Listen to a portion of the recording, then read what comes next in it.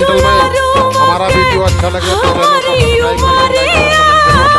लग जाओ देना बरदानवा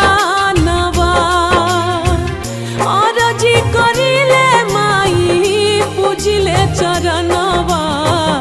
जुग जुग जिए मोर लालनवा और जी करिले माई पूजिले चरणवा जुग जुग